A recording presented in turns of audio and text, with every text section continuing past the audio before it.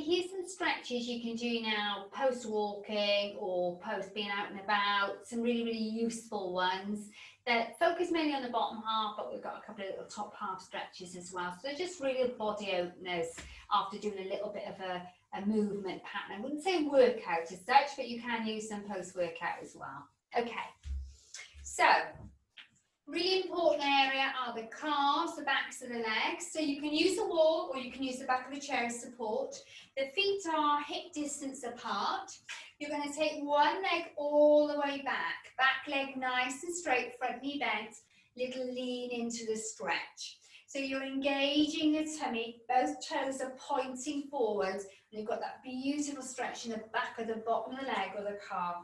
Just take a peek that that back foot isn't turned out. You want both sets of toes to be pointing forward and the pelvis to be pointing forward. Breathing throughout. Then bringing that back leg in one step behind. Both sets of toes pointing forward, hips facing forward, bend both knees, tap the bottom underneath and feel that stretch go down towards the ankle, into the lower calf or the soleus muscle. So again, you can use the wall for support, you can use the back of a chair, make sure you're not pressing into the chair, that the chair isn't wobbly, the chair is nice and secure, and that you're just using it for balance. Coming up onto that stretch, take that leg all the way back, lift the back heel. Make sure the feet are hip distance apart widthways. So you want a good hip distance here so you're nice and balanced. Back leg is long, heel is lifted. Bend both knees. It doesn't have to be a massive bend in the knee, especially if your knees are sore, but it does need to have a good tuck under. So can you see that I'm tucking that pelvis underneath, opening up the hip, opening up the top of the thigh. So you've got a lovely hip flexor stretch. Again, you could be using the wall, you can be using the chair for support, and you're breathing into that hip. And then come up nice and tall. Now, the next stretch is for the front of the thigh. So you can either hold where your laces would be, or where your laces actually are if you're wearing shoes to do this. Bottom tucking under, two knees together. Or you might need to catch hold of your trouser leg, or use a yoga strap or a dressing gown belt or a scarf to hold onto the foot. And as you're doing it, really make sure the bottom tucks underneath, the chest lifts up, the two knees are together, and you're breathing into the front of the thigh.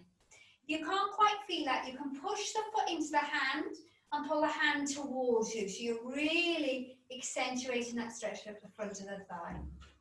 Lovely. Come up nice and tall. Side onto your wall or chair. Bring that outside leg forward. Heel down, toes curling. Push your bottom back and away. So if I move back just a little bit so you can see my foot. Toes are curling. Bottom is pushing back and away. So if I'm side on here, I'm really easing the bottom back and away. The chest is still a little bit lifted, so I'm not collapsed forward. And I'm looking forward and down and making sure these toes are curling equally towards the thigh. Breathing.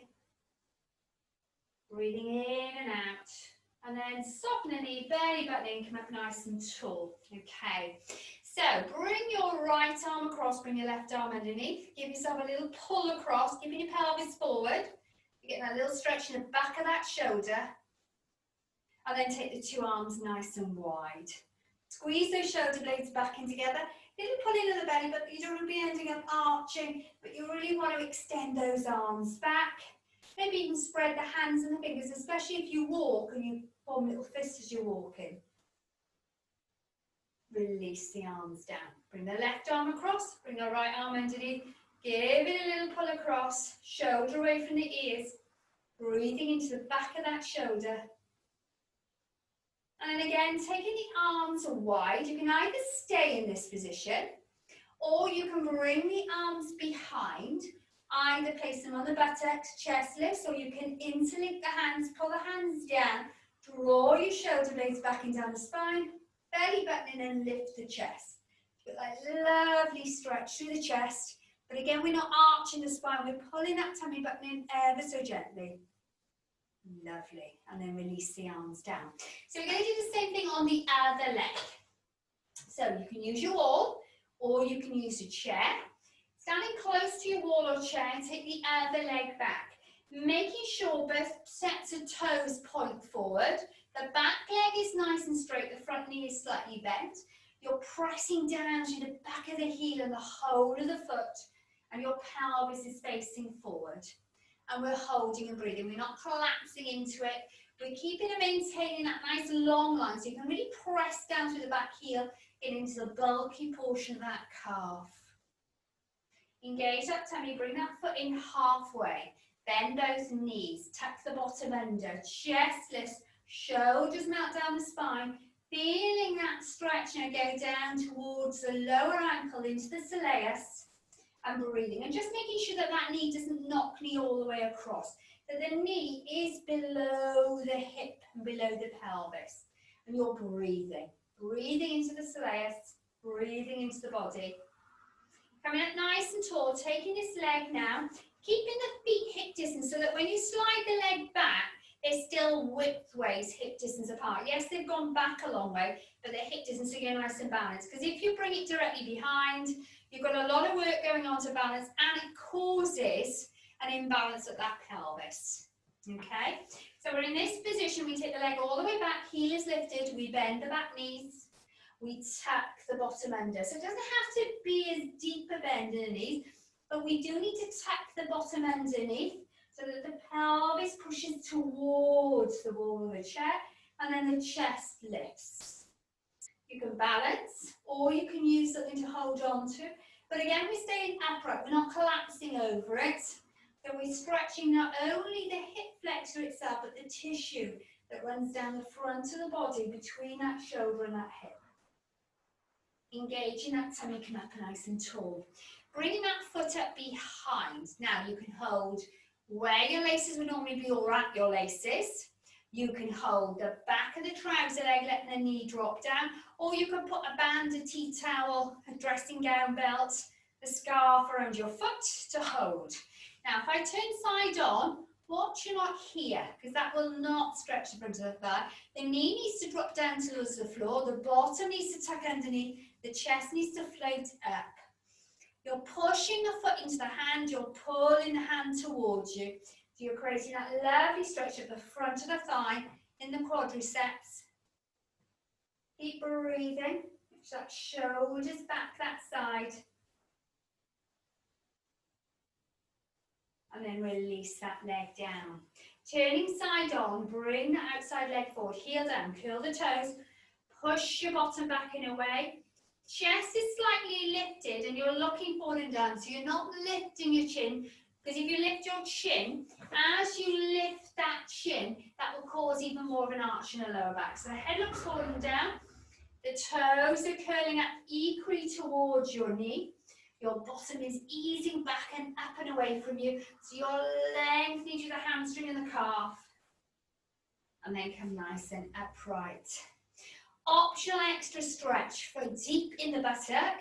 Not the main buttock muscle, but the real deep piriformis muscles and the abductors on the side of the hip. So you would stand on one leg, you'd bring the ankle above the knee, and you'd sit back into the stretch. If I show you side on, this ankle's above the knee, it's not resting on the knee. I'm sitting into the stretch and I'm pushing my bottom back behind with that knee right out to the side. Nice long back, tummy buttons in. Lovely abductor stretch. Also gives the piriformis a little stretch as well. Engage the tummy, come up nice and tall. Change legs. So do you see I change my foot balance so I'm nice and balanced on the floor before I take my weight over the supporting leg. And then I bring the side of the ankle above that resting knee. The knee softens. My knee goes out to the side, on the side that I'm stretching. My bottom goes back and behind. So again, we're in this position. We're not here. We're really sitting into it and pushing the bottom back and away. Chest is lengthening forward. And then slowly come back up. And you can finish off with a lovely upright stretch. And either finish there or a little stretch the waistband and the back. Tummy button in, reaching up and across. Two arms come up, let the ribs lift, really breathe into the body. The belly button in. breathing in and out. So there's a little tension in the tummy here. Last one up, and release those arms down. Give the shoulders a little roll, give those legs a little shake, and you should feel a lot better.